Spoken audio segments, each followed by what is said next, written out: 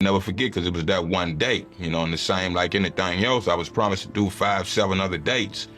And, you know, it's just so much with that Vlad, it's crazy. You know what I mean? I always make myself accessible, you know what I mean? I don't have no personal plexus with nobody, but I can't speak for the next person and why from the top that is by the time I'm translated a message and it don't go, you know what I mean? I'm a man of my vows and my word, you know, my pop raised me that way.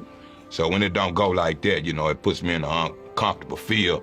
So it just didn't work out past those few dates. A few things took place, and I just kind of walked away from the tour, left it where it was. Yeah. Man, it's hard to wrap your head around this one.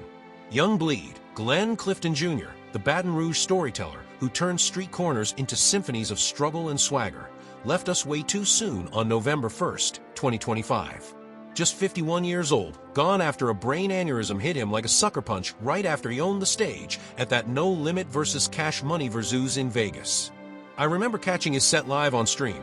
The man was electric, spitting "How You Do Dat" with that gravelly drawl that made you feel every bar like it was your own life flashing by. Now, as Baton Rouge gears up for his homegoing, the hip-hop family is piecing together a send-off that's equal parts raw grief and rowdy celebration. With a GoFundMe climbing past $10,000 for the family and whispers of a procession down Florida Street, this feels less like a funeral and more like the ultimate cipher, one last round where we all pay homage to the Bleed. Let's take a walk through his world, one verse at a time, before we say that final goodbye.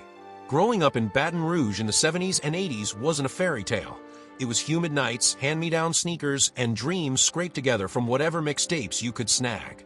Glenn was right in the thick of it, born June 6, 1974, to a mom who slipped him poetry books between shifts and a dad who taught him the grind early. By 9, he was scribbling rhymes on napkins, blending his mama's words with the boom-bap fury of Run DMC and the soulful snarls of Too Short. "I was always the quiet kid who talked the loudest on paper," he once laughed in a 2015 interview with Complex, his eyes crinkling like he was in on some cosmic joke. Those early scribbles turned into bootleg tapes hawked on street corners, and by his teens, he'd linked up with Sealock's concentration camp crew, a loose collective of Baton Rouge renegades cooking up gritty anthems in backyard studios. But Bleed's real spark ignited when Master P scooped him up for No Limit in mid-90s. That remix of A Fool into How You Do Dat dropped like a grenade on the 1997 I'm About It soundtrack, flipping from underground curiosity to national earworm overnight. Billboard's R&B/hip-hop airplay chart? Number 1. The video, with its tank top swagger and southern funk bounce, had MTV in a chokehold. Signed to Priority under P's empire, Bleed dropped his solo debut My Balls and My Word in '98, a 14-track gut punch that hit number 10 on the Billboard 200 and went gold faster than you could say No Limit Soldier. Collaborations with Mystical's Manic Energy, Fiend's Eerie Flows, and Silk the Shocker's Slick Hooks made it a tape you'd bump until the cassette snapped. Songs like Pull It Off weren't just bangers, they were confessions about loyalty-tested love lost and that endless hustle where one wrong move could end it all. No Limit's heyday was a whirlwind, sold-out tours in painted-up school buses, beefs that made headlines, and albums cranked out like assembly line Cadillacs. Bleed shone through the chaos, his style a cut above the crew's bravado. Where others flex chains, he dissected the soul behind the shine, philosophical twists on life's absurdities, wrapped in G-funk grooves and soul samples that hit like a warm gumbo on a cold night. After the label's empire crumbled in the early 2000s, lawsuits, bankruptcies, the usual rap saga, Bleed didn't fold. He went indie, launching Detention Home Records and dropping Vintage in 2002, a reflective pivot that reclaimed his voice. Jumps to strange music in 2011 Birth Preserved, a masterclass pitchfork called A Universal Hymn to the Grind, with tracks like Outside Looking In that peeled back the glamour to show the scars. He kept grinding through the decade, Against All Odds 2005, Murder Cap 2009, right up to 2020 Signs and Wonders, where he sampled church choirs over trap beats, proving age just deepened his wisdom. 9 albums deep, and he never chased trends, he mentored them. Signing his son Ty G. Ramone to Trapdoor Entertainment? That was legacy in motion, passing the blueprint to Baton Rouge's fresh blood like Fredo Bang and NBA Youngboy. Off mic, Bleed was the uncle type, coaching kids at local gyms, hosting free barbecues that doubled as open mics, and quietly battling high blood pressure with a regimen of greens and gospel. His net worth hovered around $1.5 million, not mogul money, but enough for a solid Baton Rouge spread, family vacations to the Gulf, and stacking royalties for the next generation. "Rap saved me from the streets," he'd say, modest as ever, "but family keeps me grounded."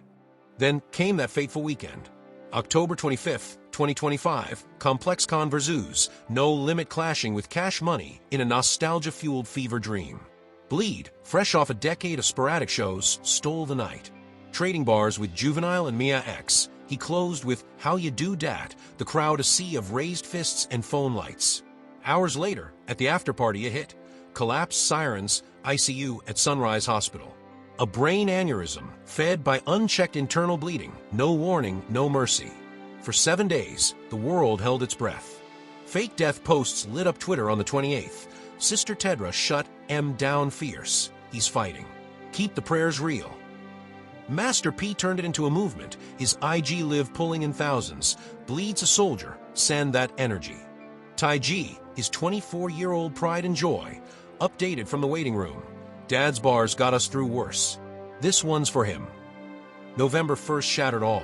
Surrounded by Tamika, mom to his youngest, a 10-year-old Spitfire, his other kids and siblings, Bleed transitioned to the ancestors, as the family phrased it in their statement. At 51, with hypertension managed but life stresses piling up, tour fatigue, maybe skipping that last checkup, it felt like the ultimate plot twist. The GoFundMe, started by his mom for bills, flipped to funeral funds overnight, hitting $10,000 by November 6th from fans dropping $5 to $500. Notes like, "Your music raised me," "Rest easy, legend." The tributes. A floodgate. Tai G's real. Him choking back tears over a black screen. "One time for the one time, Dad," racked up millions. Master P's montage. Versus clips bleeding into home videos of Bleed grilling ribs, captioned, "Family Forever." Sealock reminisced about 90 sessions. He rhymed like rain on a tin roof, steady healing. From Silk, "Bro taught me flow has heart," to Boozy, BR owes him everything. The love poured out. Hashtag Young Bleed Forever trended global. Fans dissecting deep cuts. Bleed made vulnerability sound like victory. Even outsiders chimed in. Questlove tweeted a thread on his sample flips, calling him the South's hidden philosopher. Now the goodbye. Details are trickling in, but word from Baton Rouge insiders points to November 15th at Mount Zion Baptist Church, neutral ground blending his Catholic upbringing with hip-hop's spiritual jazz. Eulogies from Tai G, "He made me a man with a mic," and P, "Soldier Salute," a choir remixing, "If It's Friday," into something heavenly. Procession? Florida street crawl, no limit tanks revving past old haunts, fans lining sidewalks with purple bandanas, his favorite. Open mic for freestyles, then burial at Hillcrest Memorial, plot under live oaks, headstone simple, Glenn Clifton Jr., poet of the dirty South. No frills, donations cover it, leftovers seating scholarships via trapdoor. Post send-off, a tribute LP, unreleased gems, guest spots from a fam. Saying goodbye to Young Bleed ain't easy, feels like losing a track you replay on loop. But in his words from Preserved, life's a verse, death's the fade out, keep the beat going. He did. Through Tai G's rising bars, Baton Rouge ciphers echoing his cadence, and a GoFundMe proving fans are family. From corner kid to chart topper to eternal echo, Bleed bled real. One last time for the hitman of the heart. How you do dat? Like a legend. Rest king, your words our scripture. Thanks for watching. Subscribe to daily updates and never miss a video.